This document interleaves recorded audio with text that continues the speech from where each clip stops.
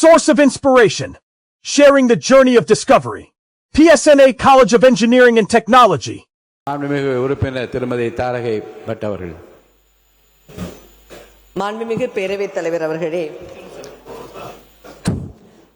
உண்மையிலேயே புல்லரிக்கக்கூடிய ஒரு விஷயமாக மனதிற்கு ஒரு என்ன சொல்றது, இன்னைக்கு நிறைய பேர் ஃபர்ஸ்ட் டைமா எம்எல்ஏ வந்திருக்காங்க, பொருளாதாரம் பின்பலம் இல்லாத ஒரு இடத்துல இருந்து வந்திருக்கிறாங்க.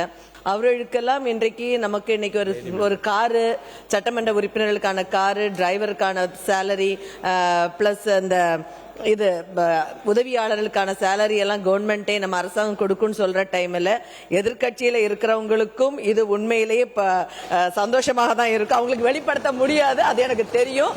நாங்களும் அங்க இருந்தாலும் இதுதான் பண்ணியிருப்பாங்க யார் இருந்தாலும். எனவே இது மாண்புமிகு முதலமைச்சர் அவர்களுக்கு என்னுடைய வணக்கத்தையும் வாழ்த்துக்களையும் தெரிவித்துக் கொள்கிறேன்.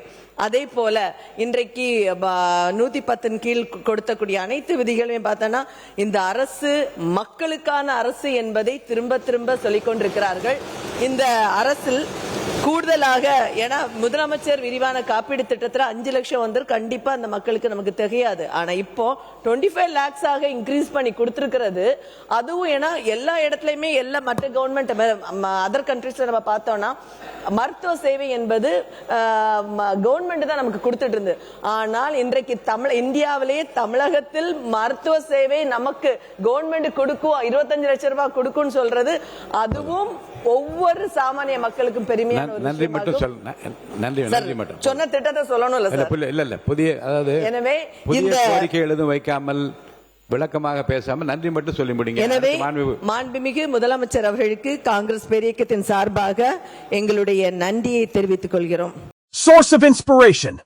Sharing the journey of discovery. PSNA College of Engineering and Technology.